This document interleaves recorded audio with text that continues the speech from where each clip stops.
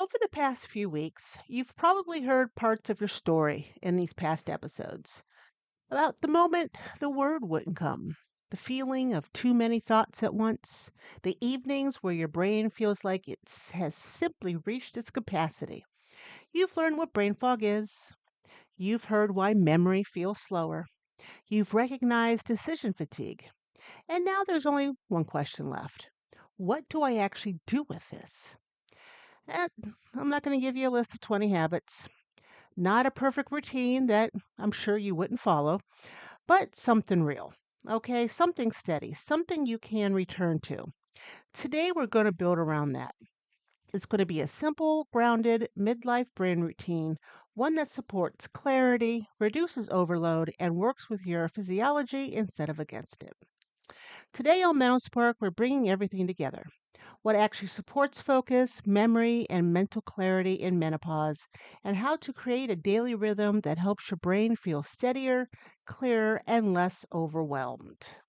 I'd like to welcome you to MenoSpark, the podcast that helps women reignite their spark through perimenopause and beyond, with a focus on holistic health and wellness.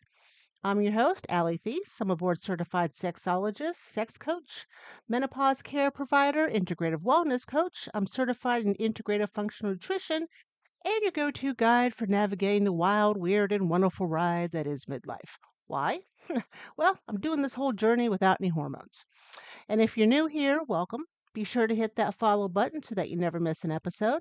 And if you're returning, thank you for being a part of this amazing community. We are winding out April. Can you believe it? I can't believe I'm going to be 59 this Saturday. I mean, where's the time gone? It just flies by. I remember my grandparents saying that. Oh my God, time flies before you know it. You're going to be older. I'm like, nah. Well, they were right yet again on something, and I am not. It has flown. I can't believe I'm going to be 59.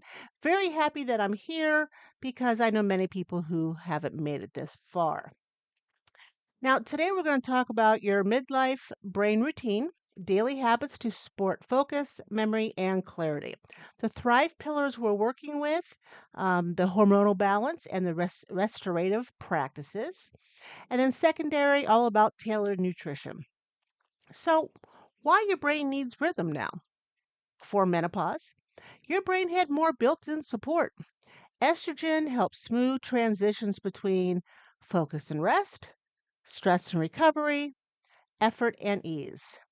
Now that buffering has shifted, which means your brain relies more on external structure.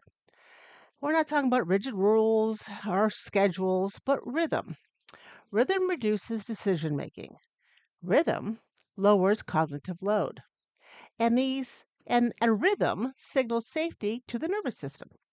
Without rhythm, your brain is consistently recalculating, and recalculating it uses energy. A routine, even a loose one, allows your brain to conserve that energy. And I'm telling you, brains love routines. Very much so. So, the morning, setting your tone for clarity. The first hour of your day makes more than it used. Nope. The first hour of your day matters more than it used to.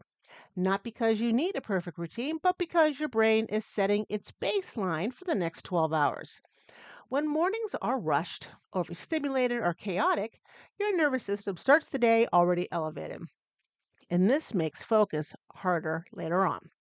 A supportive morning could look like you wake up, open the curtains, natural light hits your eyes and signals to your brain to regulate cortisol.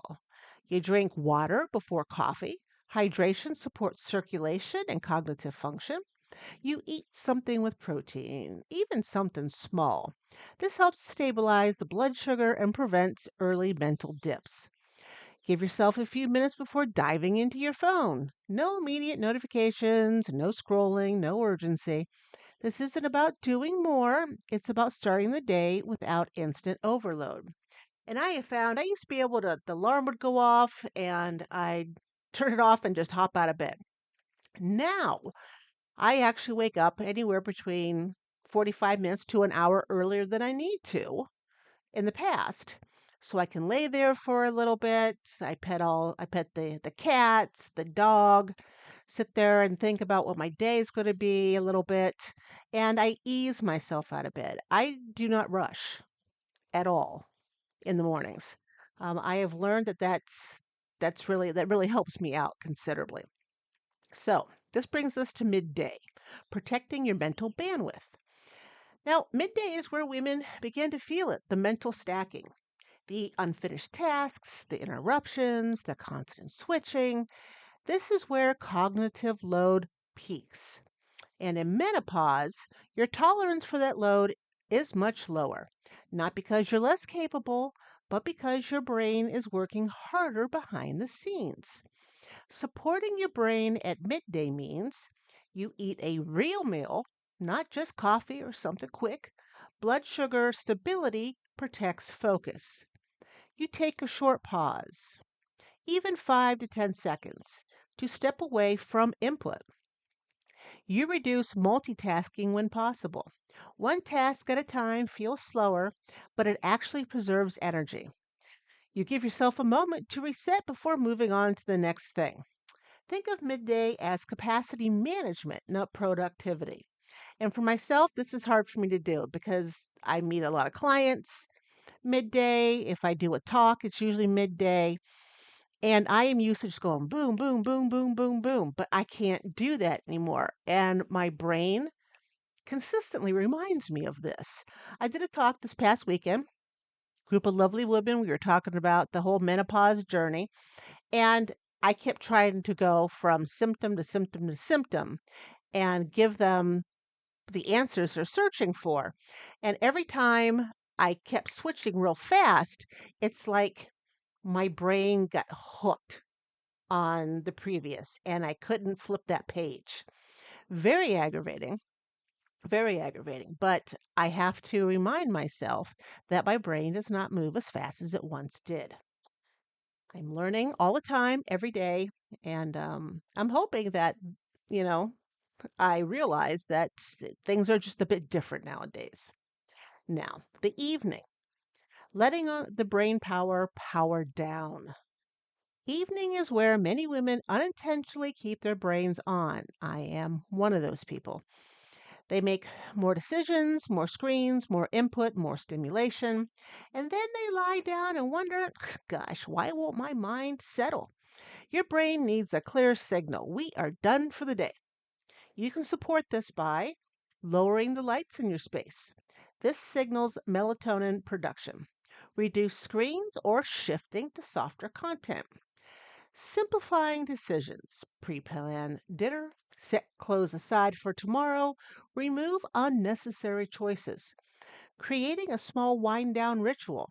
A shower, a cup of tea, quiet music, something consistent. This is not a luxury. This is neurological signaling. Your brain repairs during sleep, but if it can't repair, it never downshifts. So, weekly patterns that support your brain. Daily rhythm matters. Weekly rhythm reinforces it, and this includes movement that supports circulation and cognitive function, like walking, light strength training, and stretching. Meals that are consistent enough to stabilize blood sugar across the week. Planning that reduces decision fatigue, not over planning, just enough structure to remove constant choices. Moments of rest that are intentional, not accidental. Midlife brain responds best to predictability without rigid being rigid. Rigidity? Rigidity? Is that even a word? I don't think so. You don't need perfection. What you need is repetition. So, what a supported brain actually feels like. And I'll let you know because my brain's working on it. But when your brain is supported consistently, the shift is noticeable. It's not dramatic, there's not lights to go flashing, it's not overnight, but it's a real. And you may notice that you find words a bit easier. You complete tasks with less effort. Whew. You feel less scattered. You have more patience and you trust that mind again. And that last one really does matter because brain fog doesn't just affect function, it affects your confidence. Support brings that back. So, for your spark action of the week, let's choose one anchor point this week, shall we? Morning, maybe you choose daylight, sunshine, and a protein. Maybe you go midday and decide to give yourself one mental break, or maybe you do in the evening and you create one wind down habit. I don't want you to choose all three, it's too much change at one time. Pick the one that feels the easiest and do that every day. Let your brain through repetition. Learn through repetition. Yes. If you want more support, I'm always here for you through the menopause appointments, through Unpause, and through menopause coaching. Please go to menopausewellness.co to learn more about those. And guys, guess what? Your brain is not failing. It's not. It's adjusting to a different hormonal environment. And that adjustment requires support, not pressure. Less forcing, more rhythm, more steadiness. And as we move into May, we're going to shift into sleep recovery and why rest feels different in midlife. Because everything we've talked about this month, focus, memory, clarity, depends on one thing: restoration. And if today's episode resonated with you, I see you, I've been there, I'm still there, and I promise there is a way forward. Don't try to walk this road alone. You are worthy of healing, connection, and joy. I'd like to thank you for hanging out with me today on MenoSpark. I hope you enjoyed the episode. If you found it helpful, share it with a friend, leave a review, and make sure you're subscribed. Follow me on Facebook, Instagram, TikTok, and Substack for menopause insights, holistic tools, and new ways to support your spark. And if no one's told you this today, let me be the first to say it. You are fabulous. Until next time, keep that spark alive. You deserve it.